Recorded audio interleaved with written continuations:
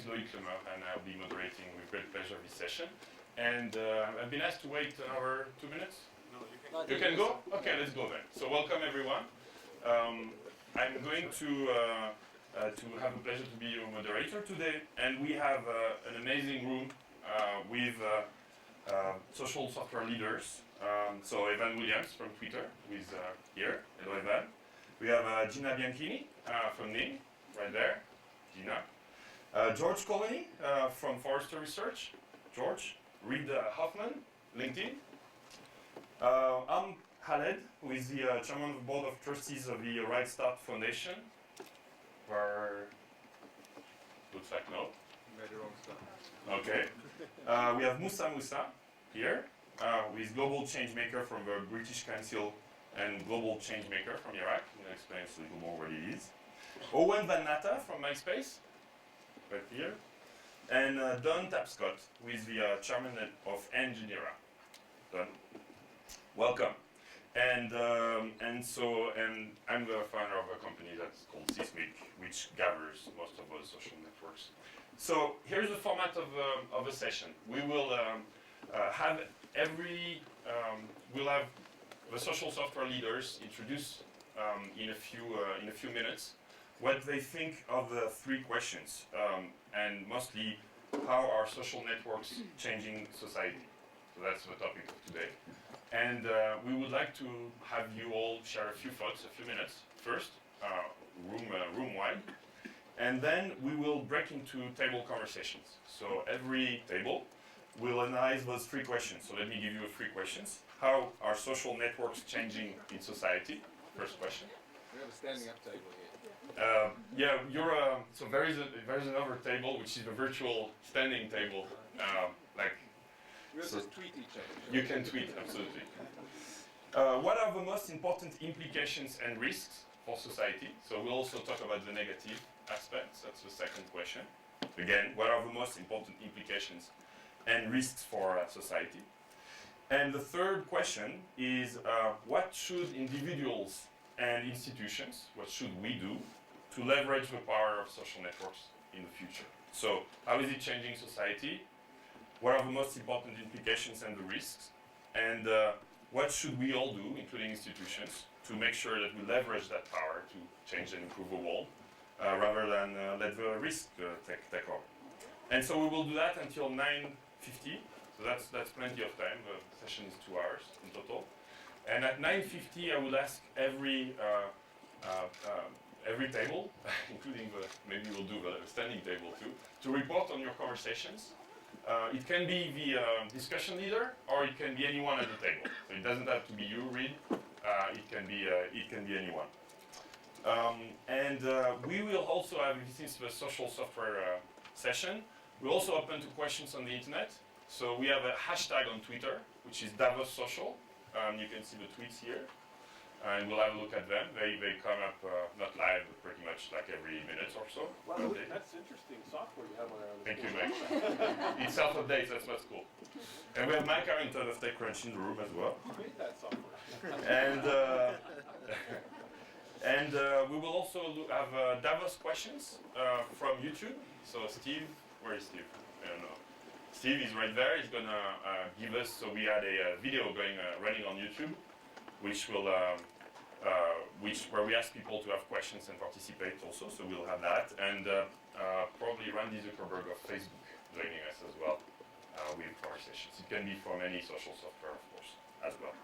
So that's the plan for today. First hour on the tables. Second on the on more room-wide conversation with people on the internet. And so with that, I would like to ask George Colony if you want to start sharing with us of what Forrester has for us in terms of social software. So, and I should use a mic, Loïc? Yeah. Oh, by the way, I should absolutely say yes. We are we're live also on the internet, so everything is on the record. It's coming from that little computer here, so the quality is not the best, but it's live. And I hope they can listen to us. So just that you know, there are no secrets here for 2 hours. Everything is live. What's the address to tweet? I'll give it to you right now. Or just go to /Davos. Mike has put it, I think. we should use a mic, right? Yeah, They can hear us all. please. Okay, so I'm George Colony, I'm the CEO of Forrester Research. Can you just check if it's switched on, George? Yeah. There we go. How's that? Hear me? Yeah, great. Be quiet. So I'm George Colony, I'm the CEO of Forrester, and I've got the boring job of giving you some data on the social networking world to get us started.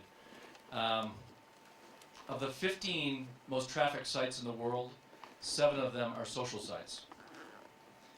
And if you wonder why Apple is announcing the iPad, or whatever they're going to call it today, we now spend between 5 and 6 hours per day on media. That is the second biggest human activity after sleeping. So we all understand that, we're very social. Of the major social sites, this is a measurement of unique visitors. Twitter's about 25 million, and that's been flat for about the last 6 months. So Twitter came up a fairly fast curve and has been flat. Facebook at about 130 million, these are unique visitors per day, is again flat for the last 6 months. MySpace is 50 to 60 unique visitors per day, and that is down considerably in the last 6 months. LinkedIn about 15 million, and that is up. And Ning about 6 million, and that's down in the last 6 months. And that's all ComScore numbers, right? Yeah, those are not Forrester numbers. Comscore number, so I just repeating. Gina. Yeah, and actually the CEOs of those companies may want to correct that number as our 2 hours progress. Social networking is far from ubiquitous. If you look in the United States, the visit to social networking sites, at least daily, is only 17% of online users. So 70% of online users will consult a social site per day. And that's a sample of about 5,000 US online adults. And, let's see. And this is, of course, very different per age group. So if you look at 18 to 24-year-olds, 27% of them will consult a social site every day. 25 to 34-year-olds, 24%. And then 35 to 44-year-olds, 18%. 45 to 54-year-olds, 12%. 55 to 64-year-old, 9%, and 65 or older is 6%. So a very fast drop-off. We are unable to do surveys on individuals younger than 18. But we believe that, in fact, that number is almost double for the young adults under 18. Yeah, Mike? Does that include mobile or no? I'll repeat the question. Does that include mobile or not? It does. Yeah. And then my last bit of data, which is Europeans reading blogs. This is online Europeans. 54% will frequently consult a blog in Europe. 46% no, and at least daily is only 12% in Europe, so the number is smaller than the US. And my last bit of data is this is customer interaction with retailers via social blogs. We were talking about this about Best Buy. The number of online consumers consulting a corporate blog is only 1%. The trust level of corporate blogs is actually quite low. However, the number of online consumers becoming a fan or following is approximately 8%. So a lot more followers of corporate than there are individuals consulting the blogs of corporations. So that's my data to get us started. I will say one thing before I sit down, and that is that we believe one of the most important aspects of social when it comes to corporations. Forrester is in the business of primarily studying how large corporations are affected by these trends. We believe that a major trend is what we call social sigma. So you all know what, social sigma, which is the idea of that corporations will use social primarily to improve their products. Six Sigma is the gradual improvement of process to improve products. We believe that social will be used by corporations to get feedback from their customers to improve their products. We call that social sigma. So that'll get us started. Very good. Any questions about data? Any criticism? No, we don't want any of that. Okay, not yet. Okay, thank you. All right. Thank you very much, George. We're glad to have those numbers. Reid Hoffman, founder of LinkedIn.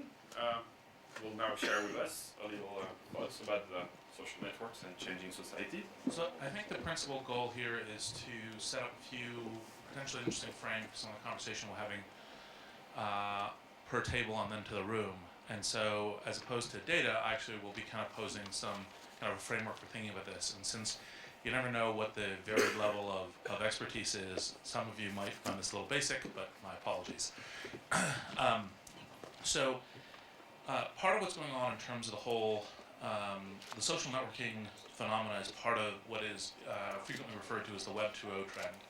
The way to think about Web 2.0 is what happens when every person has an identity online and is a participant, either in terms of sharing or publishing, and what are the applications that come out of that. And there's a variety of applications. There's at least 3 different areas that are particularly interesting, kind of social, media, and professional. Social is things like, for example, sharing photographs or other things with a small group of people, usually friends, family, some kind of trust group. Media is publishing to the world, where essentially everyone is, the phrase is, everyone's a journalist, everyone's a magazine, those sorts of things is a way of establishing a kind of a global channel. And then professional is finding expertise and information in order to solve professional tasks. And what the themes are that the folks generating the social sites talk about is, how do you get kind of robust connections between people? How do you get transparency of information and the people in order to be able to solve these kinds of applications, whether it's sharing or gaming or finding talent or expertise? And then how do you facilitate that in a way that essentially causes the entire system to be much more informationally efficient? And it's the ability for everyone to be expressing their identity and to be publishing that allows for a very robust and rich information source to be generated. And what you use on these kind of friends lists or following lists or other kinds of things is a way of configuring your own particular part of the space, because obviously when you have millions to hundreds of millions of people participating in publishing, even if you wanted to try to read everything, you wouldn't manage to do it. And so when you think about these questions in terms of what are the implications and whatnot, I'll say a few things that I've been saying over the years, because I think that might be particularly useful for this audience. I actually don't think that there's much in the way of risks. One of the things I said a couple of years ago in a magazine conference was that all of the concerns about privacy, Mike actually asked me about this a couple weeks ago, all these concerns about privacy tend to be old people issues. If you actually look at most young people using Facebook, etc., they put their cell phones on their profile. Maybe a little less these days. But really what that more substantively is a question of that the value of being connected and transparent is so high that the road bumps of kind of privacy issues are much lower in actual experience than people's fears. And that's the reason why it kind of trends that way. And so when we consider these questions, the thing that we should be thinking about is, how do we use the fact that everyone's present, that you have information and transparency, and how do you get a lot of benefit out of that with essentially de minimis risk? And I think that would be a good frame, and with that I'll sit down and pass the mic. All right, thank you, Reid. And so you can see also a few flip cameras on the tables. These are not to be taken, these are to be used later on, and so that we can record your thoughts on the second part of the session and then keep them and upload them on YouTube. Owen from MySpace, Owen and Natta, maybe if you have a few ideas to share with us, especially on the MySpace perspective. Sure, thank you. I generally agree with a lot of the way that Reid has framed up what's happening in the social web, and excuse me. My viewpoint is that the web is increasingly becoming social, meaning that we're going to experience all the things that we do on the internet with other people. This is very much like what exists in the real world today. We want to go and experience communications, media, content with other people. I think the impact that this is potentially having on society, and again, trying to frame this up for discussion. If you think about how the social web has evolved and all the elements that Reed talked about in terms of identity and ability for people to publish and communicate and have that all be part of the fabric of your web experience as opposed to an experience where you're consuming content and doing communications in two separate actions. Really what I think that is doing is it's causing us to more efficiently be able to consume media through other people as opposed to just through a limited number of sources, whether it's portals or other news sources.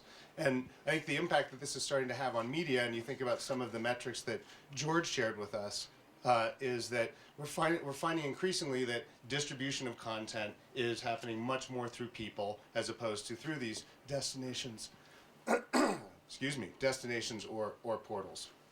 And the implication on society is interesting in that I'm now able to engage in my media consumption, in my content consumption with other people that I never was able to before. Much like the internet connected me to people that I was never connected to in the real world before the internet was available and email was so prevalent.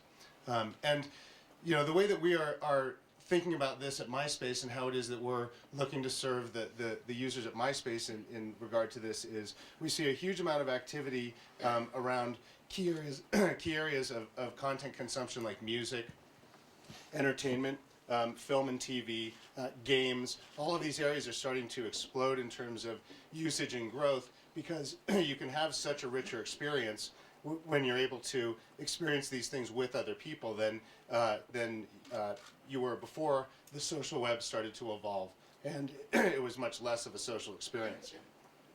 And we think it really maps directly to the way the real world works, which is I go to rock concerts and I want to experience that with other people who have similar tastes in that type of music, in that band. I go to theaters to experience that content, to consume that media with other people. And I think that the social web is finally evolving to the point where I'm able to do that in a massive way online and do it like we can with the internet without the geographic barriers that exist in the real world.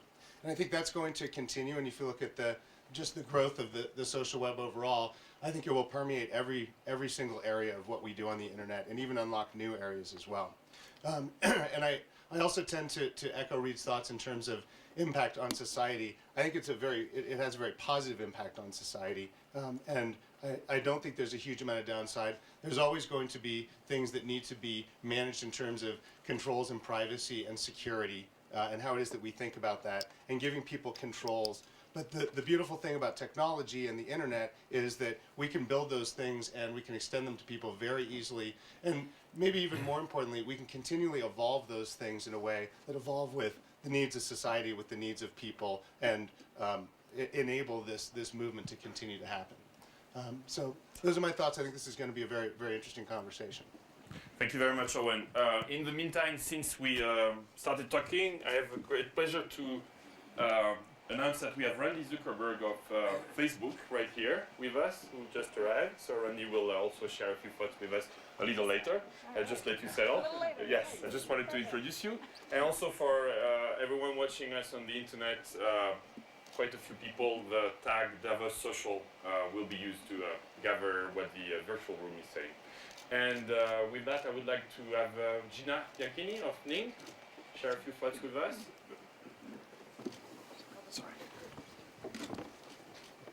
Hi, my name is Gina Bianchini, and I run a company called Ning, which is a social platform that gives people the opportunity to create unique social experiences for specific topics, interests, and passions. I think the most amazing thing about 2009 is that outside of Silicon Valley, social technologies went mainstream. And they went mainstream in the sense that we have all heard of them if we're not actually using them in our daily lives. And specifically, I mean, I think it's not Forrester numbers, but I think the number is something like from the beginning of 2009 to the end, people spent 3 times the amount of time and energy in social technologies and on social platforms than they had in the prior year. So, where does it go from here? The exciting thing from my perspective is that there actually is an analogy for this. When you look at 1994, 1995, as people came online for the first time, in many cases they weren't coming online to the web. They came online to AOL, to CompuServe, to Prodigy. They got comfortable with services that actually provided a pretty narrow and simple user experience for people to get up and running and really understand, in that particular example and in that particular case, what email was like, what chat meant, and what the concept of a page was. What the web actually provided was a way, once people got sophisticated, to be able to dive into all the different things that they wanted to on the web, both from a creative perspective in terms of people creating things, as well as people consuming things in entirely new ways. And what we found was that the web native behavior of people using the internet was connecting to other people. And we're seeing this now, 15 to 16 years later, fully realized in social technologies. But I think you can use that map to see where people go. Namely, there is no analog for the type of growth that Facebook and even Twitter has seen this year. And yet it's sending people into richer, more immersive experiences, and specifically richer and more immersive social experiences around the things that they care about. So I think that that is absolutely something that we'll see emerge from here. People now understand, well, I can get and have the kinds of relationships that I have in the real world with strong ties or people that I already know in the context of Facebook. And I can discover new people and new ideas on Twitter in this stream of compelling information. And then I can also dive into deeper, immersive social experiences around the things that I care about. And I think what's so exciting about this from my perspective is it's really one of the first times where technology is not defining how people act, but it's actually reflecting how we actually live our lives in the real world, where we actually fluidly move between the people that we meet at conferences and the people that we know from growing up and the people that we admire from a curation or editorial perspective. And what I think is so cool is that all of these different social technologies are working together in the same fluid way that we live our lives. And I think that the end result is going to be richer online and offline lives for all of us around the world. Do I think it's, are there inherent implications that, and certainly risks associated with this? Well, I think that it's really about, the internet amplifying the best and worst of people.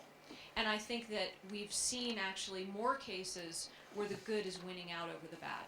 And I think the last 14 days or however long it's been in terms of just the immediate impact that the earthquake in Haiti has had around the world, especially from a fundraising perspective, there is no analog for that. There is no analog for the kind of ways in which people today can have an impact on something sitting on their couch in their pajamas halfway around the world.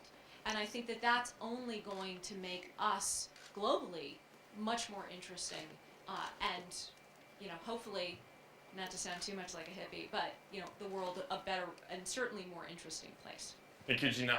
Don, are you ready since the mic is over there? Sure. To share a few thoughts with us?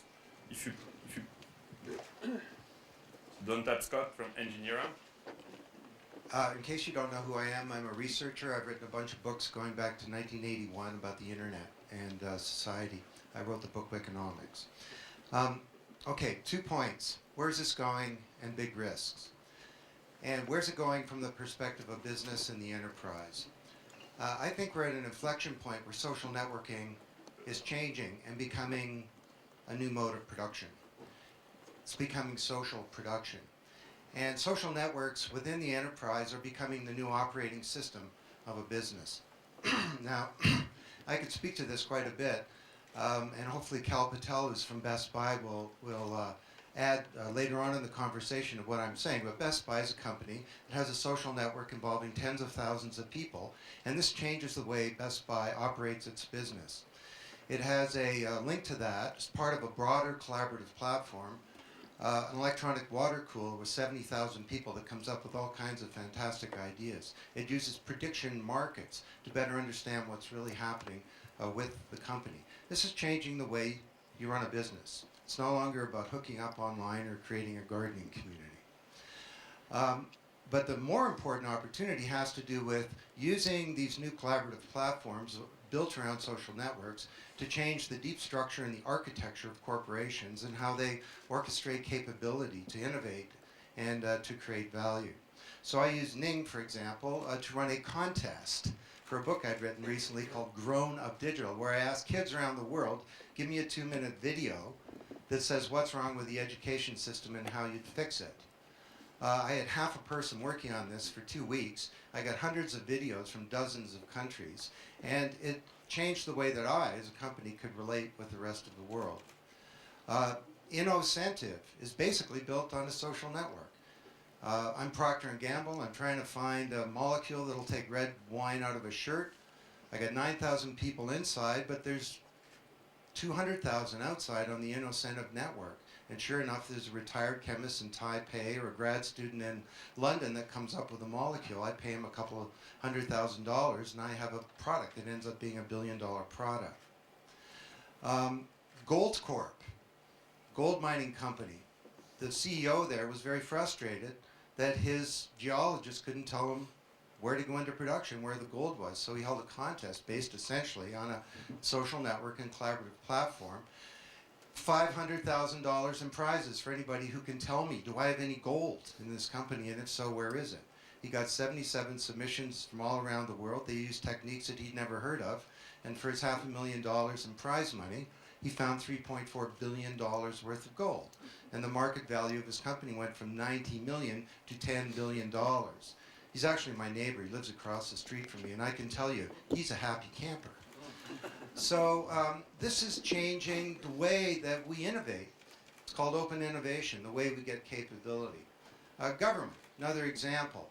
I'm working with some heads of state and at the governor level in the US to do digital brainstorms that are essentially on a social network platform, where the issue, President of Portugal, for example, is going to come online and say, for the next 3 days, we're going to have a conversation in our country where everyone can participate. This is changing the nature of democracy and the way that citizens engage with their state. I could go on, I won't. No. Can I say one thing about problem? I think there are two really big problems. One is privacy. And I did a research project where I interviewed 11,000 young people. Young people are giving away their personal information too much. And this year there will be thousands of young people who don't get that dream job because their employer did a reference check on Facebook. And there are things that you say or do or wear when you're 19 that are not really who you are. This is a massive, historic problem to me. The other big problem has to do with moving to this new paradigm, and I think there's a crisis of leadership in companies and in enterprises, typified by this popular habit of banning Facebook and banning social networks within the enterprise. I was talking to the CIO of a state where the governor had banned Facebook. I said, why did he do that? He says, well, the governor felt young people were wasting their time on the job, to which I replied, well, if young people are wasting their time, is that a technology problem? You fix that by banning a technology? Maybe it's got to do something with workflow and job design and performance evaluation. I said, what was the effect of banning Facebook? He said, everybody went to MySpace. Another, good news there. Another youngster, another youngster, 27 years old, I asked him, works for a federal agency, what's the effect of banning Facebook? He had a different answer. He said, it was the single most demoralizing thing management has ever done. It said to us, we don't get collaboration, we don't get your tools, we don't understand your generation, and we don't trust you. So there's a crisis of leadership emerging. Very good, thank you very much, Doug. I will ask now Evan Williams, founder, co-founder and CEO of Twitter. Turn this. Howdy. Hello Evan, we'll go. Well, I agree with a lot of what's been said, and there's tons of interesting stuff to talk about already, so I won't add too much more. One thing I noticed, though, is there's a lot of conflation of ideas when we talk about social and the social web, and I'm wondering why that is and what that means, and because I think most of everything we're talking about is just, it's about the internet, and it's about taking media and making it two-way, and giving everybody the ability to publish and participate with each other. So when we talk about social networks or social, there are infinite varieties of what that means, and I think it more or less just means the internet, and people have been publishing on the internet. The big original promise of the internet, at least one of them, was about the democratization of information, and it took us, in the trend of social networks and Twitter, which we don't really even consider a social network, and all these other tools are about lowering the bar and really realizing that ability for everybody to publish and participate very, very easily. And the effects of that, I totally agree with Gina and the other folks who said they're pretty much affect everything. They affect society in every way. They affect not only what media we consume, but how we, basically at Twitter, we look at doing three things for people. Helping them find the information they want and when they want it, and so it's basically a filtering and discovery engine.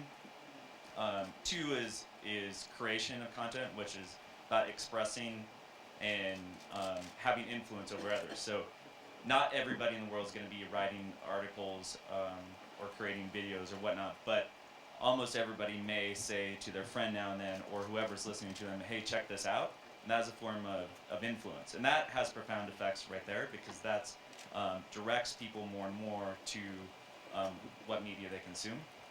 And third is about building relationships. And obviously this is the heart of a lot of social networks are about. They're about communicating. But they're also about relationships of all types with businesses. Some of the stuff that we're excited about with Twitter is where an individual will follow a local business, their coffee shop, and get their special of the day, or and that's a two-way channel, so businesses can hear back from customers who have always been more or less anonymous. And so with all these mechanisms, we now have a way to keep in touch with a person or business or any entity that we care to keep in touch with. So when you have a meeting, instead of just, you can now have a link back to them. So there's not much that won't influence in society. I think the underlying idea to just consider about what this affects is that people will use these technologies and use the internet to do what people have always done. And that's about building relationships, communicating with each other, expressing themselves. And this is just a continuation of what's been happening for the last 15 years or so, since the commercialization of the internet. Thank you, Owen. Randy? Here's the mic for you. So Randy Zuckerberg from Facebook. Thanks for giving me some time to stall. Of course.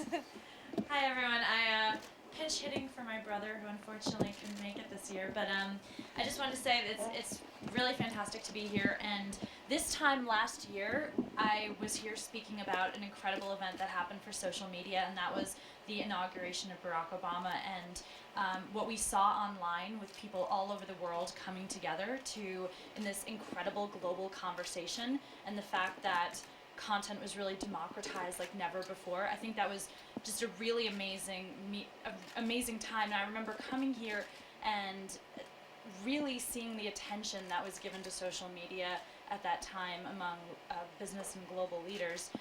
Since then, there have been a lot of events in the world this year. There's been elections all over, the Iranian election, and we've seen the current situation in Haiti, especially. Collectively in this room, when you look around, we have hundreds of millions of people that are using all of these sites, and I think that gives us incredible responsibility to come together to find ways to make sure that people are getting access to accurate information, to real-time information, and to information online in a social way that's really going to help make a difference. Very good. And Randy, will you have feedback from Facebook as well? Sure, yeah. So one of the things that we experimented with last year at the forum, we actually ran some real-time insight polls over some of the sessions where world leaders were talking about issues. We actually were instantaneously polling people on Facebook to get the public opinion.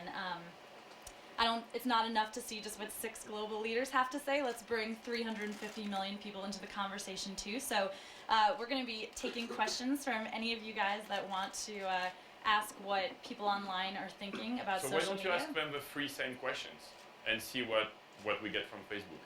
Sure. Great. Right. I'll make sure I'll give you the questions again. Sounds good. Thanks, guys. Are you done? Very good. So thank you, Randy. And we will move into Musa. Musa, we'll see in the, like, if you could report for your table maybe. And what should individuals and institutions do to leverage their power? Those are the 3 questions. It's nice to have people all over the world here at Do you this have a table. question? Nice to meet you. Hi, Randy. Are you singing again? Oh, You gosh, sang for we'll us see. yesterday. Where? In Munich. I thought like a one-woman show. Guilty.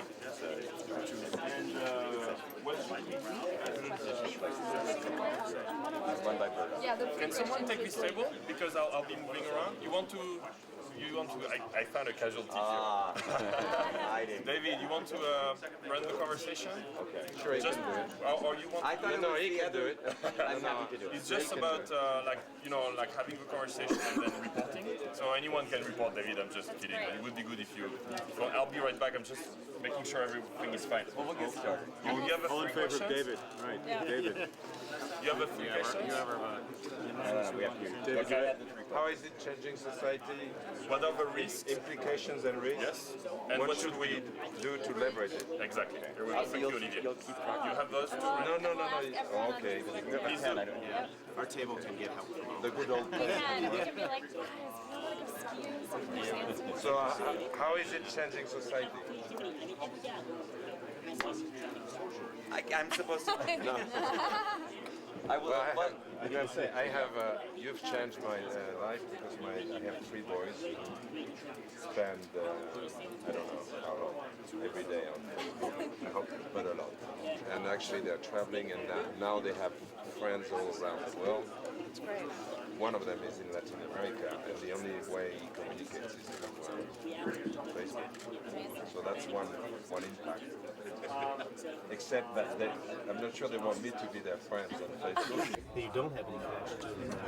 And the dimension on which you do that primarily is around media and content interests, right? And what we talk about is, the discovery, which I think we discover a lot of content and media through other people, and then the sharing and showcasing of information. And I think each of those provides a different filter. The people I'm connected to in the real world are one filter for me. Twitter is another one where I can go up and take a topic and find out what the general populace is thinking about in real time. I think that's interesting. Like, I was thinking about what Jonathan was just saying about sort of thinking of this as more of an evolution rather than a revolution. So from letter writing to phone to email to Twitter, that's a way of looking at communication. But what I think is interesting here is conflating, or is the joining of communication with the ability to broadcast. And I think that's kind of what we're seeing is, like, it's not just that I can now communicate with you through a different channel, but I'm also at the same time communicating and broadcasting. And like at YouTube, we think about that as, now anybody can have this platform, whereas before the ability to broadcast yourself was limited to a very, very small percentage of people. And now you're both communicating and broadcasting at the same time, which I think, based on my experience watching how my friends act and watching how people younger than me are interacting with these technologies, is that it is changing how people behave. I'm less of a believer that this is just a reflection of how society is, and more I think, in the camp of saying that it is kind of changing how we conduct ourselves, because if you watch the way that young people, especially I think on Facebook, well, actually anybody on Facebook, Twitter, MySpace, there's much more of this like self-conscious. How am I presenting myself? Is this information that I'm sharing? How's this going to reflect on how I'm perceived socially? But I think it is an interesting question, the way that you're talking about it. Is this just an ongoing evolution? I mean, I think about newspapers as an example, to try to get your perspective on this, Arthur. You know, newspapers were about news, then they start to be about increasingly you have opinion and analysis, and then op-ed, where you're drawing people into the conversation that aren't necessarily newspaper employees. How do you see this in terms of I'm here to learn. Okay. Going to be increasingly smelt out and actually vilified. It'll bite them bad because they'll talk to the camera and it'll be a total different jargon than the guy online, and suddenly the fraud's exposed. Yeah, you're going to be naked, so you better be buff, basically. Yeah. Can I pick up on this point? Like the whole theme of Davos this year is that the world is busted, and we need to rethink and redesign and rebuild our institutions. And we have the current model is nation states come together to fix things. The model we're exploring at Davos is that we can have new multi-stakeholder networks that solve problems. So while the world leaders are stalled in Copenhagen trying to get a climate change deal, there's, I estimate, between 8 and 10 million people that are organizing using the web, social networks and other stuff around this issue. So this is the first time in human history when we're all sort of, we're all on the same side, basically. And so, to me, you know, this presents a new opportunity to fundamentally change the way that we collaborate in the world and the way that we solve problems. Yeah, my company does mobile video. We're in about 60 countries, including a lot of developing markets. And what really struck me, and it's doing what you're saying, is applications we had never thought of in remote villages in Africa and Southeast Asia, where they're doing telemedicine, they're having access to medical care through these networks. And so they don't have to walk, a day and a half to get medical care. They can get that, whether it's through something that's formal or less formal. So for me, it's about bringing information to people that normally wouldn't have that information. And then the other side is you're bringing people into the dialogue that didn't have a voice before, and now they have a voice. And that's something that's really struck us a lot over the last 18 months. I'm sorry, just one other thing, the bottom line of what I was saying that I didn't say. This morning at 7:30, I was at a meeting hosted by Nike and the CEOs of some other companies, and they launched something called the Green Exchange. And this is a historic thing to me, where companies are going to contribute their intellectual property and put it in the commons, and using social networking to do this, basically. Nike's giving away its 440 patents and placing them in the commons on the idea not just that a rising tide lifts all boats and that we have a big problem, in the world regarding the environment, but also on the idea that this is part of a new thinking about open innovation and competitive strategy is you don't need to own all your intellectual property. We now, through social networks and this other stuff, we have a platform that radically drops collaboration costs and enables us to innovate differently and to think differently about the nature of IP. And man, this is a big change. I mean, back on the music industry, the internet was the best thing that ever happened to it. And with these, rather than embracing the internet to radically change the whole industry and turn music from a product to a service, the record industry ends up suing children and is hated by its customers and is collapsing. I think that's true. I do think, though, there's an interesting question, though, that becomes, so what is the new IP? What is the new competitive advantage?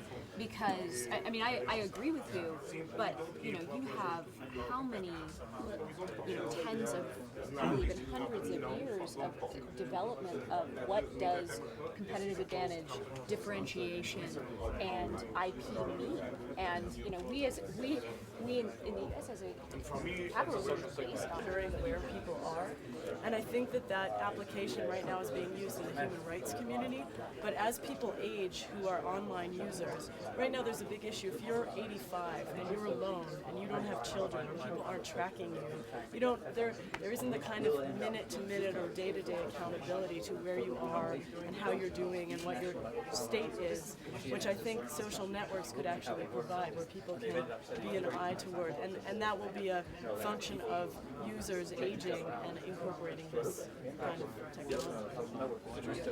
I think two more great upsides. The Web 1.0 was really about pseudonyms, and now people are using real names like Reid Hoffman and Michael Arrington, and not this. Only very few people use his name. No, the second thing is really that you can leverage the second degree of connections. Like it was never possible, and this is like a treasure to know. Like, I'm not asking the internet. I'm asking the friends of my friends. And that's, by the way, true for a wide variety of things. Everything from restaurant recommendations to, who is a good person understanding, like, for example, city problems, and can you create diverse city ecologies and that sort of thing. Because the second degree, it's very easy to ascertain trust and authenticity of information. There's other ways of doing it too, but second degree is very easy. It's like, oh, Jeff knows this guy? Jeff, what do you think of him? Good, bad? There's a new Facebook program called, I think, Threads, that is a dating service only for people your friends know. That's always been the communication gateway. The information from my friends is more important than others. But what's the implication then for, your media, the old establishment media, or the big media that everyone went to for information, because now you don't know who those people are, right? That's the opportunity. I think that Clay Shirky talks about the need for algorithmic authority. Yeah. Right. And so what he's saying is there's a business opportunity here to find definitions of trust. It's no longer one size fits all. We all trust this brand, the New York Times. Some people trust TechCrunch, some don't. I do. Very clear. But that's an individual decision. It always has been. It was faked by the brands. But then it's really disruptive to the kind of who we go to trust in terms of these guys. Did we ever trust them as much as we thought? Well, I don't know, but I know I can't get all my friends to get to all the places I want to know about. Actually, there are 10,000 friend of friends on everybody. It's a lot. You can find almost anything. You have instant friends. Someone wants to know about whiskey. You make a new friend about whiskey. Like that in the way you cook it. Are there any questions we haven't addressed in terms of people coming? Because one of the things about Davos is diversity and respect. There's not enough time to talk about all of them, but one of them, we talked about Haiti, and we talked about Iran. In our case, we kept the story of Iran going for many, many days after most of the big newspapers had been kicked out of the country and were depending on Reuters or the AP, because by then we had developed a network of people inside Iran who kind of were checking and bouncing each other, so we were getting information that was kind of checked by the crowd of Iran, as it were, and we're able to tell a really accurate story. I'm not sure that it was completely accurate, but in our case, we felt that accurate enough, given that the importance of the story was good enough. In the case of Haiti, we, as well as CNN, as well as everybody else, jumped onto the story much faster than any other natural disaster. The last big one was the tsunami. Was the very beginning of social networking, where you could see pictures of the tsunami being uploaded. In this particular case of Haiti, social networking is much more evolved, and you saw the reaction. The reaction was spontaneous, was gigantic, and the biggest worry about natural disasters is, will the story continue to live on, and will people continue to pay attention? We believe that in this case, yes. The biggest risk is that governments which are not involved in social networking, except very much at arm's length, do not understand the phenomenon and as the velocity of social networks makes current events go even faster, they're going to be left behind. That might have implications where there's a complete disconnect, and I don't want to make any predictions, but I think we're starting to see that disconnect happening, whereby just a year after a very popular president gets elected, he runs into a brick wall. And a lot of it has to do with the fact that people have moved on and his administration has stayed behind. My name is Ori Okola. I'm a co-founder and executive director of So now 30 seconds, and we will start with Musa reporting from his table. So if you can have someone ready to report for every table. Thank you. 30 seconds. Sorry, y'all can't see me. I think what we were talking about, the Twitter table. Twitter table, Yeah. that's cool. Social networks are instruments of social change. And we've had different opinions, of course, but I think we've said that social networks can change a community because we're more communicated and we're more in touch with each other. And actually, what we said was the deprived people, the people who are in poor countries, they could get their message out through these social networks. And also, we've talked about how social networks can actually influence people to be more objective towards their goals, and to have people in areas such as Iran and Haiti. As the risks go, kind of the value of education is kind of lessened, because we don't have very much value. We don't put it into education. People spend more time on social networks than they do obviously reading books. And sort of on checks and balances, we said we can't check on the accuracy of information put out. We cannot, and we're also when we put all these people together, we're given the risk of excluding some people out of even though it's an inclusion utensil, we're excluding some people out of it, and that's really unfair. Also, as leveraging the power, I think most of us agree that we should use that power instead of leveraging it, and actually using the power of corporations and using the power of the people, to put a check on the corporations and kind of on the information point out. Thank you. Thank you. So in between, I would like to have YouTube Steve Grove, that is also a social network. Explain what you've done here and take one question from YouTube that someone here can answer, so that we can report back also to the internet. Excellent. Thanks, Loïc. So I'm Steve Grove from YouTube, and 3 or 4 days ago, Loïc uploaded this video to YouTube, which we put on our homepage, asking people to submit questions and vote on their favorites at youtube.com/Davos. And let me click over to the platform now. So there's a whole range of questions that have been submitted here, and one of the top voted ones, and ones that we thought might be relevant for this group to How many discuss. answers and questions did you get? We got 114 questions. Wow. And let's see, my computer. So apologies for the YouTube users that we won't be able to answer 120 questions, but we'll take one right now. Exactly. And let's pull it up here. So the question comes from a user who calls themselves. Oh, and they're before you from read the New York. question, someone in the room, one of the leaders or anyone else, if you want to answer, I'll pick a casualty, Evan, or Reed maybe. I don't know. We will see. So can you read it? Yes, the question is, if you can't see on the board, the net was supposed to free us, but with the world becoming increasingly influenced by hype, popular news is overreported along with the decline of journalism, and efficiency, internet shorthands, and lack of grammar online, is society deteriorating? With a hype. Wow. Okay, who wants to take this one? Oh, you. All right, I will. All right. Jeff Jarvis, you need a mic before you do. So there should be a microphone here. Can you pass it to me? Thank you. So, Jeff Jarvis. How do I put this genteelly? Bullshit. You can always find people who are going to be, we're going to be worried about this and that. That's fine, but I think the trick is to find the opportunity here. Is journalism declining? I think journalism is growing in incredible new ways. Michael Arrington is in new journalism right here and making money doing it. Is there hypermedia? Yeah, blame the media, but are we all idiots enough that we all follow it? No. Is society deteriorating? I think the contrary. I think we have new tools for that, but I'm a cockeyed optimist. Mike Carrington, TechCrunch. One thing, and Jeff, you're such a perfect guy to talk to this about. What I don't get is there's this view that before the internet, that journalism was this sort of pure and innocent priesthood of truth, and I didn't realize exactly how journalism was really sausage making until I became one, and just how ugly it is behind the scenes, and how it's a constant battle to even to even find the truth, let alone report on it.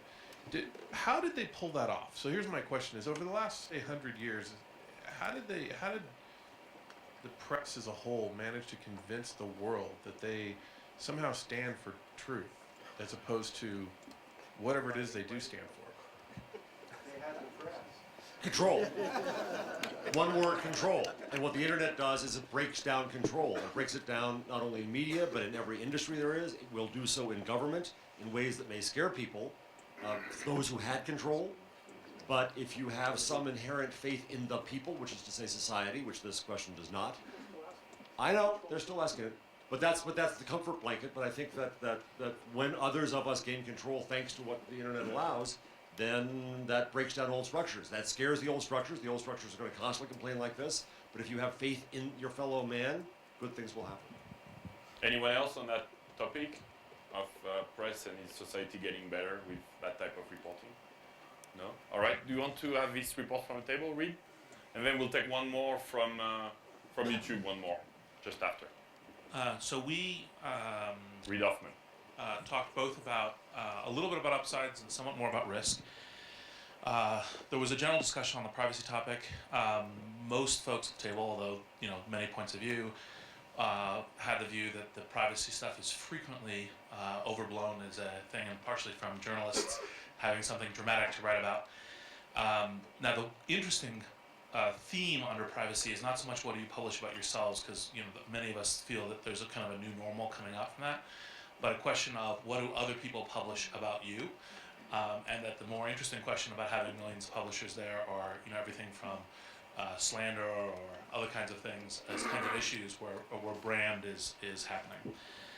There was a bunch of discussion about digital divide issues and the question of if there is, there's a general view that having the world much more connected and efficient in terms of information distribution and finding people either for, kind of finding former colleagues or classmates and reconnecting, or finding experts to help you with a business problem.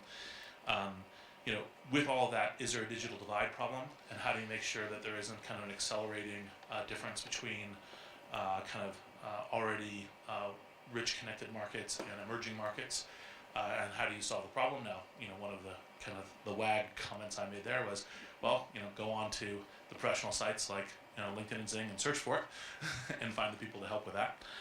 And so that was kind of the themes. And then also we talked some about the question of how do you approach these things as an individual person? What's your strategy? Because partially what you get out is what you put in. Most people tend to feel like I show up and something just happens, but actually these things are now actually part of our lives. And you should think about, what is the way that I use these tools, like I use a BlackBerry or anything else, as a way of navigating how you navigate your own personal life. Thank you very much, Reed. I was looking at, so for those of you watching online, I was looking at the Davos social tags, lots of feedback on Twitter. So hopefully we'll take one of those, keep going. One more, Steve, from YouTube before we go to George's table. Excellent. Well, this one just came in. It's related a little bit to what Reed was saying, not on broadband access, but on access to information. It's about censorship. This comes from Rachna at the Dubai School of Government, who asks, how involved should corporations such as Facebook, Twitter, YouTube, etc. be in the internet censorship laws that compromise access to their content? And don't they owe it to their users to try and ensure equal access worldwide? Especially with China, that's definitely a good one. Anyone wants to take this one? Has to be one of you. Randy's hiding. Or I'll pick a casualty. That's me one of them. Read it again, Steve, while we find out. All right. So I mean, essentially, it's a question about censorship, and corporations have a role in fighting internet censorship laws around the world. So, and Randy he has been proposing to answer this question from Facebook's perspective. So, thank you very much, Randy. You know, the world wants to hear what Facebook has to say about that.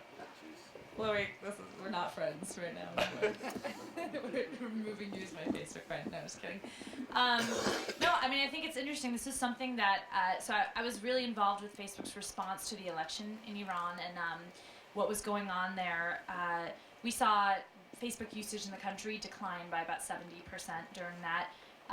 And it was really interesting. That was the really first experience that we had with a global situation when it was more critical than ever to get messaging in and out of the country and to not have reliable access. It was very disappointing to us. And you know, in China is a different situation. Facebook is completely blocked in China, so there's no access and no way to access the site at all there. But looking at the outcry on Facebook that we've seen is, speaking of the voice of the users, people seem supportive of Google's decisions. Anyone else on censorship? Just a question. Jeff Jarvis? You need a mic, though. As anyone? Steve, you have a second mic? Well, you should. Said at, it's a quick question. I said at DLD that the censorship law for censorship was taken down. Facebook was available again in China. Any current updates on that? Session at the same time. Pardon me? Can you repeat that for me, please? I was on another session. Get the mic, get the mic. I'm done with the mic. You're done. This is the mic of trouble. I lost a friend today, Randy, and I apologize. I hope it's only on Facebook that we're still friends. All right, anyone else on censorship? No? George? Can I have the mic? It's strange we have all these CEOs of these social networking companies here who won't stand up against censorship in the room. I mean, they won't do it? Read. So, link.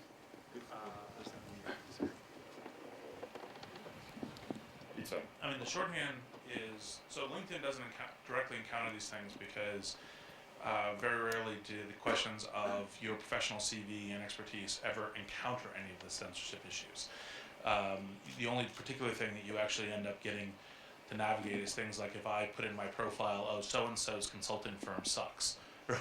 You know, that kind of thing, which is rarely that. Now, generally speaking, I'd say that all the Silicon Valley folks are very pro, you know, and technology folks are very pro transparency, very pro publication of information, and is generally very positive on. On the other hand, you know, you try to puzzle out what does cultural sensitivity mean? What do governments' ability to make laws regarding their particular things? And it's not just, for example, China, which tends to get harped on a lot here, but you know, there's questions around, for example, the laws regarding hate groups in Germany and France and other kinds of things that all pertain into this. And how do you balance the general good of transparency and individual freedom against certain kinds of social goals? And so I think one of the reasons why most corporate folks tend to say, well, I kind of want to just build out the thing and make as much of the transparency as available and not take on public conflicts is for that reason. Now, I don't know what the right answer is here, but that's kind of,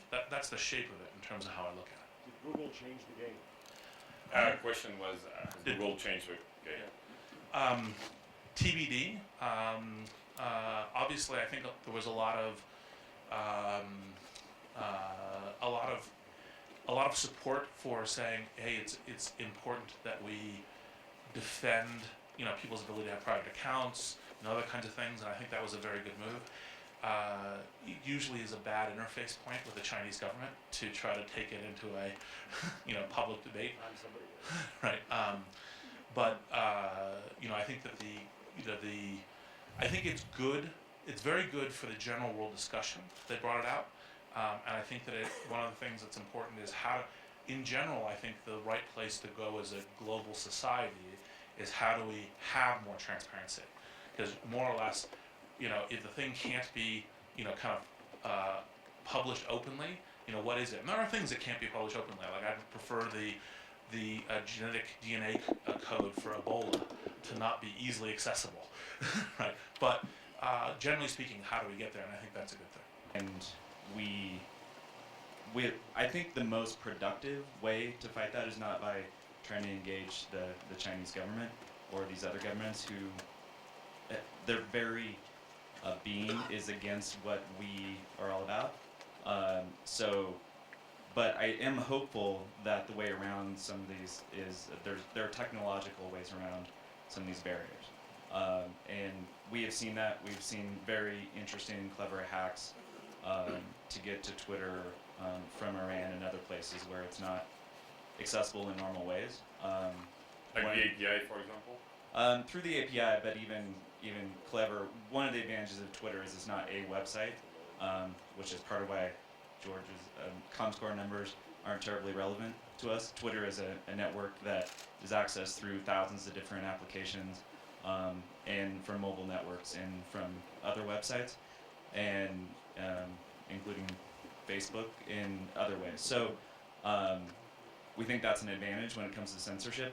And there's even clever hacks that I don't want to talk about widely to get around the normal blocks. So we'll do all we can to enable people to access to Twitter. That's kind of our whole deal, and we're not going to move into countries. And I'm very proud of, as an ex-Googler, as the stand Google's taking there. We are not in a position as a 100-person company in San Francisco to take that kind of, to even have that kind of influence. We can't even start there. But we will do what we can and hopefully enable workarounds eventually. Thank you, Evan. Anyone else on, you have Eric Kipo and, you want to speak for YouTube, Steve? No? Anyone else on the censorship? Gina? No? All right, so we'll move on then. Okay, so hi, I'm Eric Hippo of the Huffington Post. So as a journalistic organization, it's easy to be against censorship, but I think we should give Hillary Clinton a lot of credit for the speech that she gave the other day, calling for an open internet, which stands for transparency and openness, and really taking on China to a large degree on behalf of Google and others. We're completely blocked in countries like Iran for obvious reasons, and China, for whatever reason, blocks us on and off.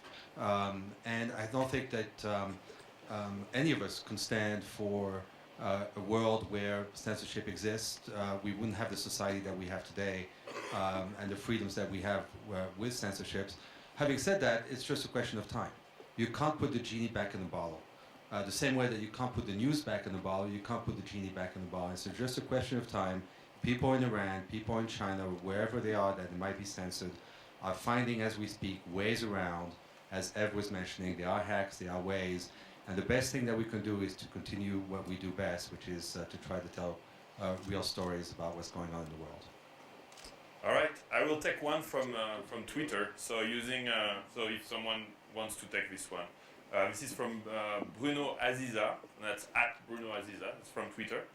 And it's very simple. It's using the Davos social tag. Does social media make us more honest? Anyone? One? Musa? Yeah, the mic is there. Does social media make us more honest? Go ahead. I think Yes. Go ahead now. Well, I think there are two ways about going about that question. Of course, there's no check on the real accuracy of information going out there. It does not make us more honest, but we would be more honest. I mean, I'm 17 and I'm trying to get my message out about What's your message? About social. Well, my school. I school for visually impaired, and I actually helped get their equipment to these schools. And I've seen the real need for equipment in Iraq for these schools. So I try to get them the equipment that they need, and we've actually been covered by CNN. And we try to do it as much as possible. That doesn't make us honest. Nothing kind of makes you honest, but you want to be honest on these things because you want to make change. I want to affect change, so I want to be honest. So that's the reason that it's more honest, because you want to be. So thank you. That's how I answer it. Sorry, Randy, if you have someone helping you, like just show the page on Facebook, so that we can put it up there, and we'll take a question from Facebook as well, if that's easy. Do you want to say something? Okay, go ahead, JP Rangaswamy from BT. Hi, I think that we are underestimating the power of social networks in making people honest, because it's like almost orchestrated gossip. Okay, there is a way that when you know people are going to comment on what you do, when you know people can see what you do, the risk that you can get away with things. You know, Mike Harrington's question about how did journalists actually get away with this thesis that everything was pristine and perfect before? Well, there wasn't any way of, the feedback loop wasn't there to say what you're talking is crap. Okay? Here, we have voting mechanisms, we have open criticism capabilities, and we've always felt that, you know, any open source movement, because of the Linus's law, you know, given enough eyeballs, all bugs are shallow, there is an equivalent of shallow people being exposed more easily when they use a social network because they don't have any of the traditional protections. So I think that used properly, social networks are definitely forces of being able to make people act more honestly. Thank you, JP. Owen, MySpace? You know, my thought on this issue is great. You know, I don't know that social networks make us more honest, but social networks and social media and the social web creates a level of transparency that makes us a lot more accountable. And it exposes a lot more those things that the general public perceives as incorrect or inaccurate. And I think that's an important distinction because I think honesty has a much different definition than true accountability. And accountability is one of the big benefits that we get from the transparency of the social web. So Don, if you could pass the mic to Don on the other table, just like, okay, very good. And Don, will you report for your table as well? Sure. Very good. On this question. Is it on? Test. Yes. I think to answer the question, you need to differentiate between individuals and institutions. On individuals, I think it's a tough issue, but in the sense that honesty is the foundation of trust. If you as an individual want to have trusting relationships with other people, you need to be honest. So that would argue that over time, people's behavior will change to be more truthful, unless in order to have any kind of reputation or brand. I think it's much clearer when it comes to institutions, and the key thing is transparency, that because of social networks and the web as a whole, institutions are becoming naked. Transparency is a new force that's causing companies to be, I believe, and I've done a lot of research on this, to be more open and to be more truthful and honest. Now, you don't always see it, but that's the general trend. Basically, companies are going to be naked. And if you're going to be naked, fitness is no longer optional. You know, if you're going to be naked, you better be buff. And so companies that are honest can use transparency as a friend. They can sort of undress for success, if you like, and build relationships with others. So I think that this is a new force. Sunlight is the best disinfectant, basically. And I think on the question of institutions, it's unquestionable that there are very good things happening.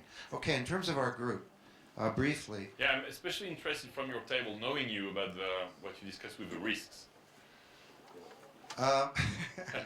You know what? We never got into that. That's very interesting. I'm surprised. Well, it's more interesting that you started a discussion about social networks, and all of a sudden you're into a discussion about human behavior, about newspapers, TV, democracy, innovation, intellectual property, the nature of corporations, competition, competitive advantage, relationship capital as a new source of competitive advantage. And just the fact that we had that conversation is kind of interesting. Gina made a very good point. Actually, why don't you make it about art and artists and how the music industry is causing some change. Sure. So the thing that is really interesting from my perspective is we're now going through yet another shift in terms of what makes a successful either artist or organizer today in a social world. And the analogy that I think is appropriate is actually when we moved from silent movies to talkies. And the fact of the matter is, silent movie stars didn't necessarily make that transition. In the same way, the characteristics and the things that are going to make, whether it's an artist or an organizer or just a creator of social experiences, successful in 2010 and beyond, given this new technology and these new social platforms, is actually the days of a shy artist who has all of these handlers that, you know, they basically can be shy and brooding in the corner just making their art. They actually may not make it because the distribution channels and the ways that art is discovered actually on some level requires being outgoing and being social. So I think that it's going to be one of these very interesting transitions, just as we've seen in the past with different technologies actually rewarding and being very appropriate for some kinds of personalities and some types of ways of organizing and not others. Thank you, Gina. Just one quick example, and I want to do this because we're on the web, and there's this view that at Davos people talk about stuff but nothing ever happens. This morning I attended a breakfast hosted by Mark Parker, the CEO of Nike, and it launched something that I think is historic called the Green Exchange. And it's basically using a social network so that companies will contribute their intellectual property, anything, process, best practice, software, ideas that have to do with improving the environment, cutting carbon, and so on. They're going to place it in the commons on the idea that not just a rising tide lifts all boats, and we have a big problem in the world, but as part of a new thinking about open innovation and competitive strategy. And this is something that's really important, and any companies that are watching, I'd encourage them to join in and participate. And it makes the point about social networks. It's not just about, you know, so it makes companies more honest. Yeah, making friends. Well, it also enables companies to think differently about intellectual property, to innovate differently, and to solve some big social problems. So that's very important. Thank you, Don. And now I'm going to ask the inventor of the web, Tim Berners-Lee, if you want to give us some thoughts. Do you want to talk about... I was going to just, going back to the question of... being honest? Does it make us honest? I think when we say about social networks generally, that to ask a question like that, I think it's wrong to treat them all the same, because it depends how you design them. And little changes, I think, for example, Facebook found where little changes in how you treat privacy can dramatically affect the way the social network works. The fact that eBay works isn't because they handle money really well or they allow you to advertise your products really well. It's because they threw in their reputation-based system for where you can trust the other person, and it happened to be a reputation-based system which worked. Other sites like I won't mention particular ones, but other sites in which people tweet about or give information about what they particularly think on the about what's just happened, where there is a reputation-based systems and people can push the messages up and down, they don't work. And it's still generally those sites when you go there you find as much garbage as there is useful stuff, and it's not worth going there.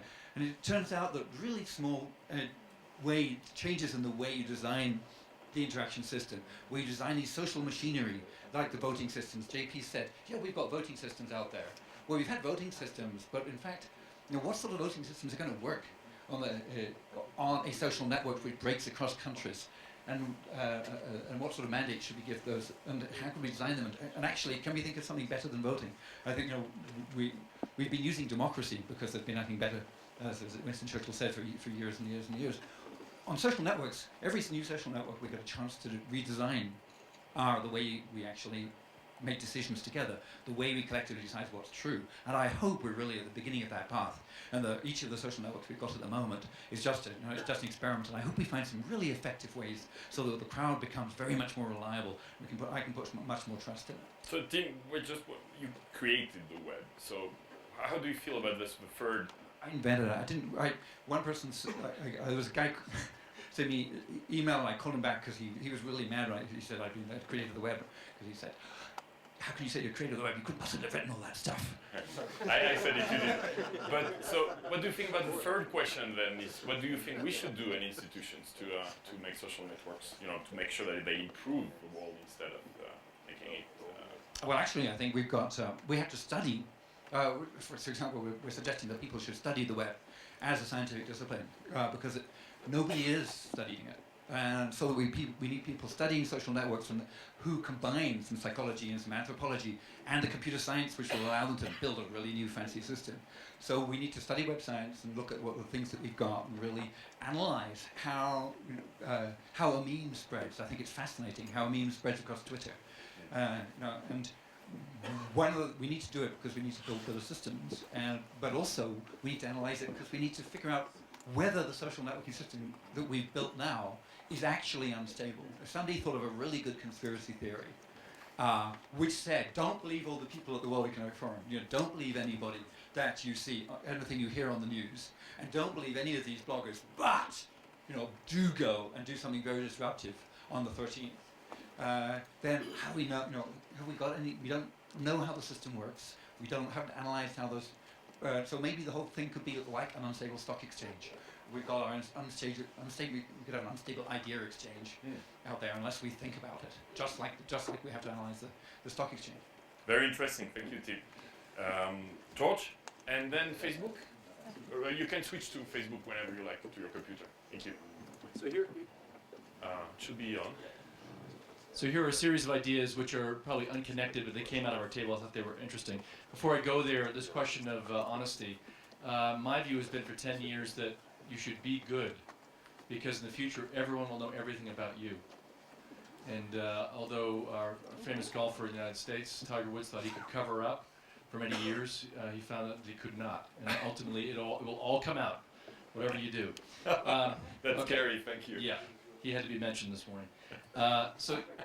Changing society, a couple of points here. I think it was made by a friend from Best Buy. He said that one of the biggest impacts will be how social will change leadership. And I think it was Don talked about how some CEOs are shutting down social sites. And so there's going to have to be a reformation of leadership. It's a challenge to all leadership, be they CEOs, be they presidents, etc. Number one. And the second point on changing society is this is creating an obligation to listen. Not to talk, but to listen. We all will now have to listen.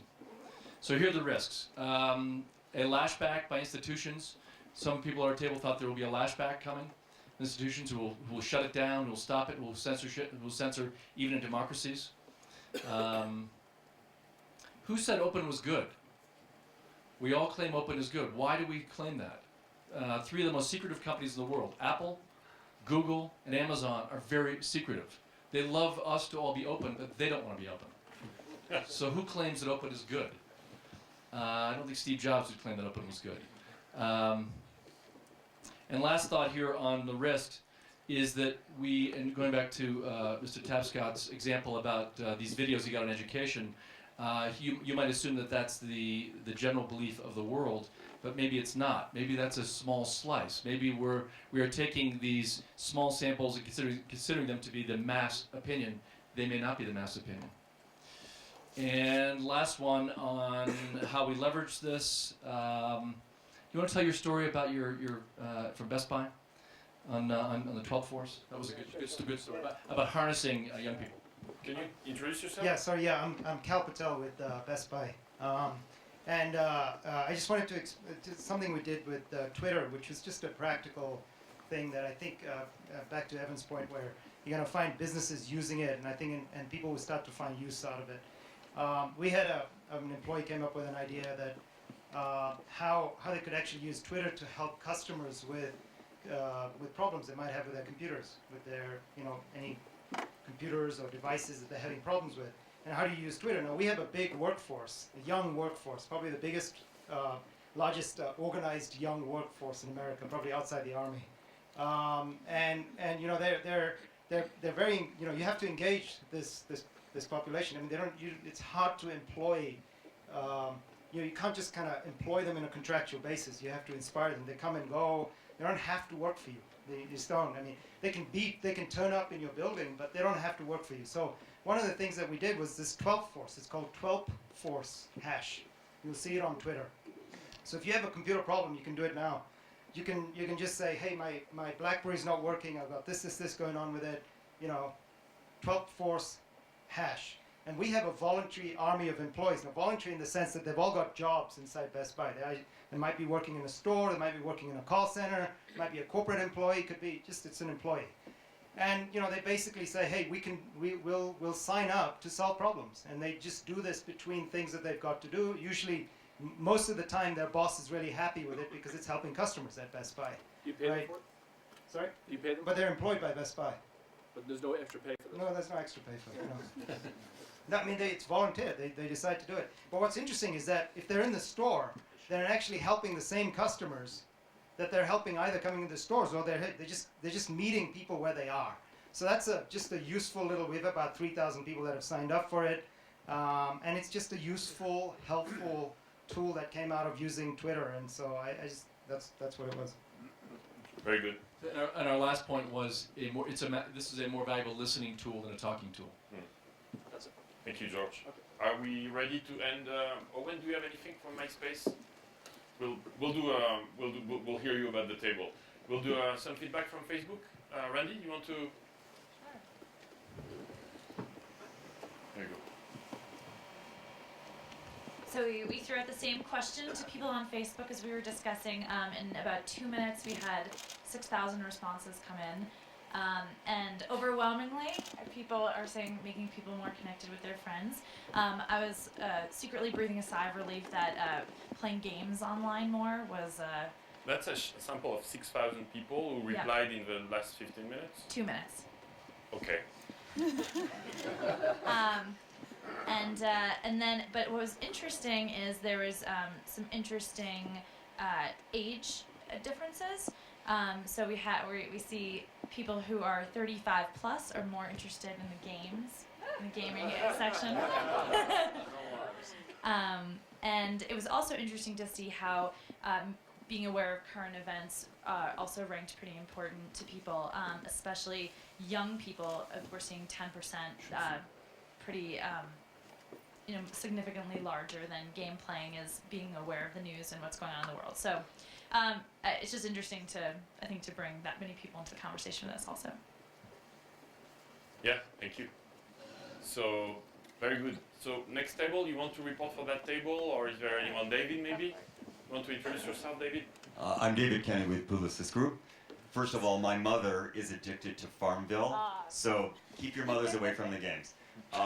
They bring all their friends in, and we How much did she spend on it? she drives to the house and then she opens the computer on Wi-Fi to feed the cow before she'll talk to me. So it's dangerous, this Farmville thing. But I think the game part's new. Speaking of the games, because I'm just going to try to find some of the things from our table that I haven't heard yet. I think there was a good discussion about whether social networks waste time or add time. And I think the consensus from most of the people at the table is that social networks have improved value, that they're saving both time and money. There were companies that had cut their marketing budgets by 80% because social networks were a more effective way to get the word out, and their employees were doing it. People were having meetings for work reasons and saving time because they just knew a lot more. People were finding faster answers. So I think the general view was the impact on society was to increase its value by saving time and money. In terms of the risk, and I waited because I think we had a slightly different view about the honesty issue. I think we have a real concern about trust and a real concern about truth, not because people are inherently not truthful, but because there isn't enough literacy to know what is truth and what is not. And we had profound stories of social networks having wrong information about companies, which killed their stock prices. And then people made it back, but there's no regulation on this, or the regulations haven't caught up with it. We think there's a real risk of the fact that there isn't generational knowledge being passed, that people are using more peer education and people are listening more to peers than teachers. They always preferred to do that, but now it's becoming easier. Their reputations can move quite quickly. So and that there's a real loss of critical thinking. And I think we were hearing that earlier, that people are moving fast. So we do see a real risk to having literacy, education, teaching catch up with this phenomenon. Lastly, in terms of what to do, many things. One is addressing the literacy issue. The other is we all feel very strongly about the digital divide. There are 4 billion people whose access to the internet is through their mobile phones. They really only use SMS. They need vaccinations. They need to care for their children. They need news. The economics and the technology are moving to more advanced things, but we can't forget these people, because if they don't come along with us, we're creating 2 societies, not one, and that won't be good for society or its economics. So. Very good. Thank you, David. So this table, who reports? Owen. Okay, and then we're going to see. So if anyone wants to intervene, we have a little bit more than 10 minutes left. So let me know. And at the end, I will ask all the discussion leaders to wrap up the session and talk to us about what they learned during the session again. So we have 10 minutes. Owen? Great. First of all, to the person that brought me the water, thank you. I think I've never been so happy to receive a bottle of water before. I can speak again. We had a pretty broad-ranging discussion that went in a number of different areas. The 3 themes that I think came out of it were: what impact can we have now that social networking is where it is? And I think that the information that you shut down one social network inside of a company or inside of a community, and another social network just simply spurts up and takes off. People move their social networking to another platform. I think the general consensus around the table was that the genie's out of the bottle. This digital disruption has occurred, and so we then started to direct the conversation towards, okay, how does that impact society? What do we want to do? What should we do? One great point that was made by Jeremy was that there really is a difference, and that we should separate the issues of privacy and regulation of data.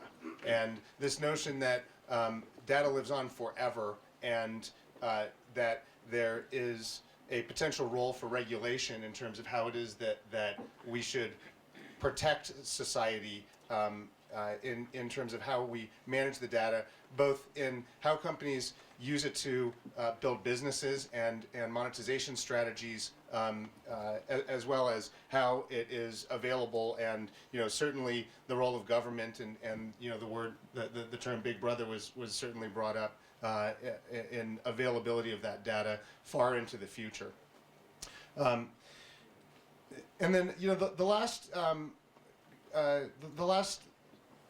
thing that came up at our table that unfortunately we weren't able to get into, but I thought was interesting, I think there was general interest on our table, is, are social networks truly bringing together global communities like we oftentimes think or hear that they are? Or are they really just bringing together the communities that exist today and starting to extend them maybe country by country? And one of the examples that was brought up is there are social networks in certain countries that are much, much larger than that are the dominant social networks that aren't MySpace or Facebook or Twitter, which I think we all often perceive as the dominant social networks that the entire globe is using. And unfortunately, we weren't able to get into that discussion, but I thought it was an interesting one. So that was what our what our table discussed. More water. More water, please. Okay. Thank you very much. I was trying to go to see what people were saying on Twitter, but there looks like we have a. So let's use this one. Are people on social networks moving too fast, sacrificing truth and reputation?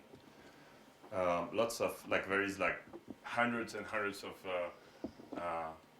pieces of feedback here. Does anyone have any question or remark before we ask the discussion leaders to wrap up the session? Okay, so let's have a look at. I was trying to find a question in there. That's one of the filtering issues here, which you can see is that filtering the questions from the rest is not the best. All right, so I'm going to ask the discussion leaders to. We're rate limited here. Reed, do you want to wrap up the session? I'm sure you can share with us what you've learned and where do you see this is going. I'm going to try and pass you the mic. You're very far away. Bad idea. Can you pass the... Thank you.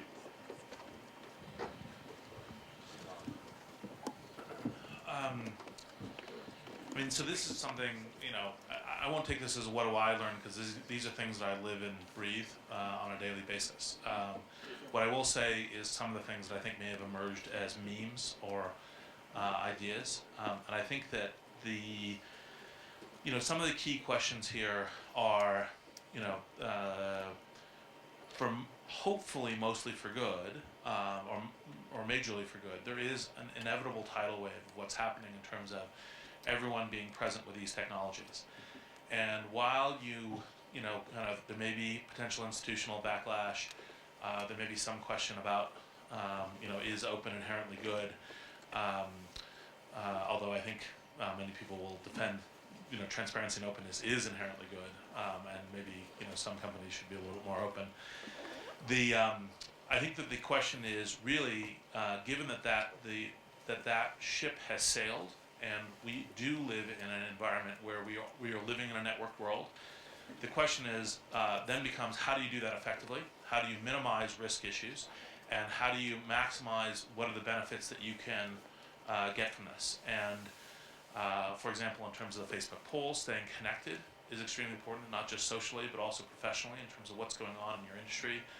Industries are in the process of, I think, a lot of transition. Just ask any journalist about what's going on, and you'll get a very good insight into how much these technologies are actually changing the landscape in which we live. And so, both individually, I think it should be good to have a kind of what is your personal social media strategy, but also in terms of your organizations and what you're trying to accomplish. Think thematically in terms of the fact that when you have this openness, what kinds of things can you accomplish? Can you find talent and expertise 2 degrees away from you? Can you publicize what your mission is, or find people in the world participating in discussion that will help you with things? I think that, as you identify the issues, I don't think you can hold back the future. I think you can just, try to steal the car a little bit because the ship has left port. Thank you, Reed. So Gina, maybe Don, and then Evan, just in this order, just suggesting. Gina, you ready to, or Don, you want to start? But you decide. Don? Okay, and then Gina. Where is the second mic? Oh, you have it. Okay, can you pass it to Evan? Yeah. Randy, I'm sorry Mark is not here, because I wanted to say to him, please don't send out an email to 350 million people.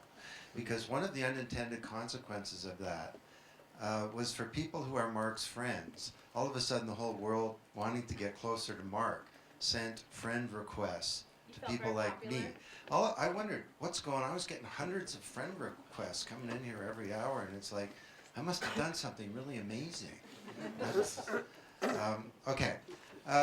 I'll just make one observation. It links back to this thing about the issue about journalists, and this the Michael talked about this world where we all thought that the journalists and the traditional newspapers were the source of all truth, and someone said, why is that the case? Well, obviously, it has to do with the character of the old media versus the new stuff, and they were able to establish that view because they, in fact, owned and ran the press. And we had the traditional media that was one way, it was centralized, and you could control the message. So what we're talking about today is a new medium that's highly distributed, it's decentralized, it's one-to-one, it's many-to-many. Freedom of the press was a great idea, especially if you owned a press. Well, now we kind of all do. So we have this thing that sort of has this awesome neutrality. And will it be good? Will it be bad? Will it make us more open or not, or whatever? To me, this is a reflection of everything that's good and bad in society, and it will be what we want it to be.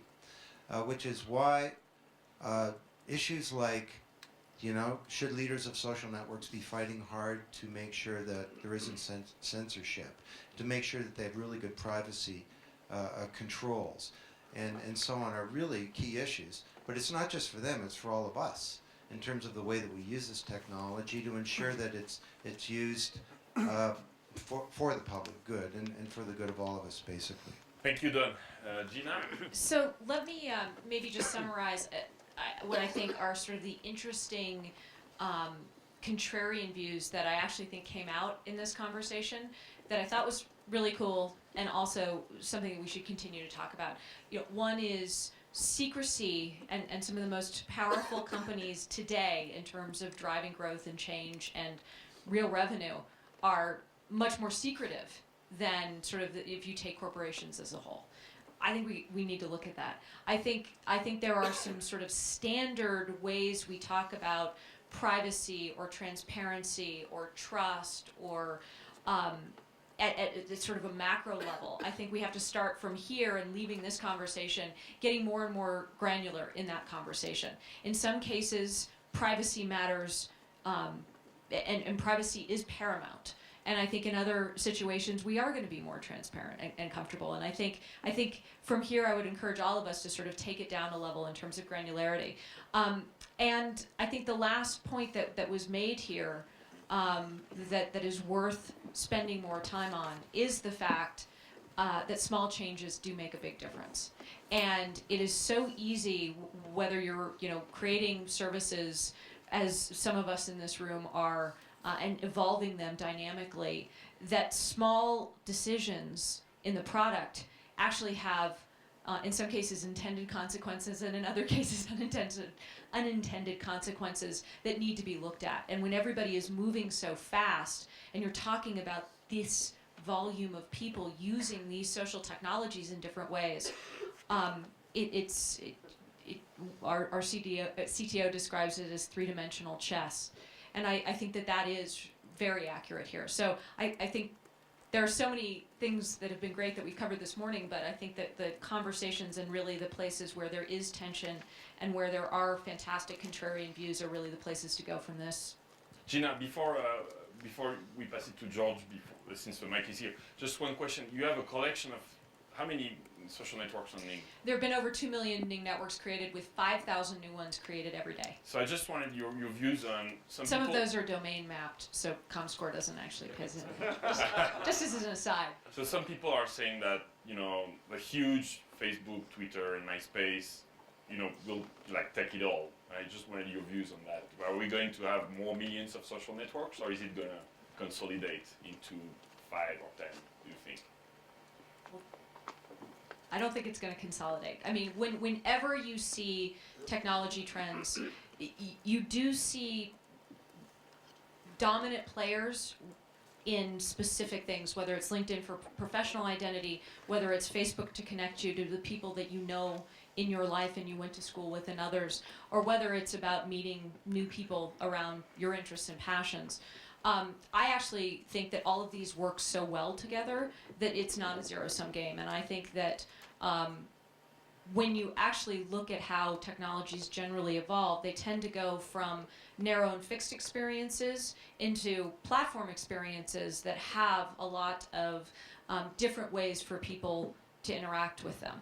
And there's a place for both. Thank you, Gina. So real quick, we have a few minutes left. George? Just a few quick thoughts on trust. Forrester has done a number of surveys on trusted media, and blogs are one of the least trusted media, at least in the United States. Below magazines, newspapers, TV, one of the least trusted media is blogs. My feeling after 2 hours here is that this all feels very immature. It feels like we're sitting around campfires and loincloths chewing on bones. It just feels like we're just getting going here. That being said, the door will not close. The door will open even wider. And if you look at our data on the Y generation, that's aged 18 to 28 versus the X generation, which is 29 to 40, you see incredible velocity toward all this media. So it is coming, and I have a friend who's my age who said, none of the cool stuff will happen until we're all dead. So we all have to die before the cool stuff can happen. It feels immature, but we're going there. Thank you very much. Okay. Evan Williams? Can you I agree with the notion that it's very, very early, and I think of all the changes we've talked about, probably we're underestimating where the changes will happen and how much they will happen with these technologies. To end on a positive note, one thing I don't think got talked about enough is in really changing society is where the dramatic things happen in societies that don't have freedom of expression or are undergoing crisis. And this is something that I think these technologies do in a powerful way that didn't happen before. Basically, if you give people a way to form groups and to find that there's someone else out there who shares a notion to do something, the likelihood of doing something dramatically skyrockets. And this is something that we've seen on Twitter many times that get us excited. This simple thing, like in a story we heard a couple years ago, someone tweeted something in Toronto. It was around Christmas, and it was really cold outside, and they got the notion to go outside and do a spontaneous sort of effort to go help the homeless people and give them clothes and food. And it was a person sitting alone in their apartment, and because they were able to connect with others online, they formed a group who just went out to the streets and did that right then, and it became something that they did regularly. And then you see the huge movements to help people out in Haiti currently on all the social networks. And while I just tweeted that I learned a new term from Ori here, slacktivism, which is about people feeling like they did something by putting a ribbon on or tweeting that you should donate money, perhaps if they haven't donated money themselves, and feeling good about that. That is definitely happening, but I think it also is a fact that more people are doing stuff because they're motivated by others around them that they're connected to instead of sitting in their apartment alone. And that's very promising to me. Thank you, Evan. Musa? Yeah, I think we've learned something really big here is with the statistic that on Facebook is that young people are more aware of current events. They're more interested in current events, right? And with the terms that people are backing social causes on social media, I don't see a reason why we shouldn't make them more social, why we shouldn't have a branch dedicated to social causes. Because it's not just about social causes, there's also business in it as well. You're attracting more teenagers. And as you say, as the statistic is, people under 18 are double. So there will be more double people interested in your current events. So if you just put more interest into social activity, more people will join. Thank you. Can you pass the mic to Randy Zuckerberg while we hear Owen van Natta closing remarks? I think it's interesting. We came together to talk about how social networking is changing society, and I think there's a lot of really great ways that social networking is having a super big positive impact on society. And some of them have been mentioned here. But we bring together this group of people who are obviously interested in discussing this issue. And one of the things that I take away from it is we're all very concerned about privacy. We're all very concerned about how youth is operating within these social networks and how they may not understand the future implications of what it is that they do today. One of the things I take away from this is that somebody who is part of one of these social networks, we have a responsibility to make sure that we are transparent and that we don't confuse people and they understand what it is that they're doing. We may not be able to educate them as to exactly what the repercussions will be if they put pictures up of themselves in college that they ultimately 10 years later are not going to want digitized and available on the web. That's something that society and social norms are going to have to, I think, ultimately impact.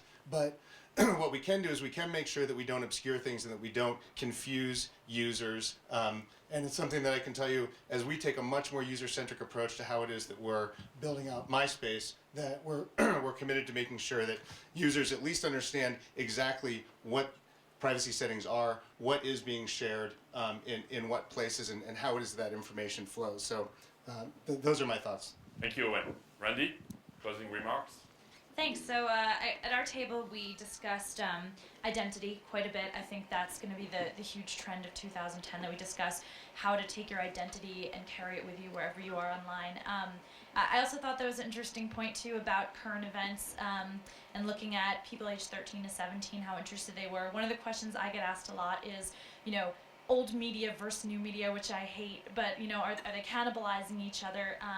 I think that there's incredible opportunity for everyone to work better together. I think you need that social filter of what your friends are saying, but you also really need that expert content, and that's more important to us than ever right now.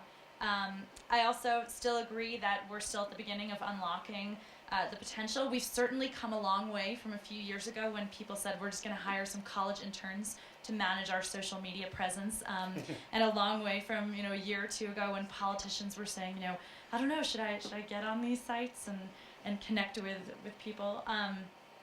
But at the same time, when I look at how still excited the media gets about oh my God, this situation happened in Haiti and people respond on Facebook and Twitter. I mean, of course they respond there, and because that's where people are, and that's where 350 or 500 million people around the world are. And it's.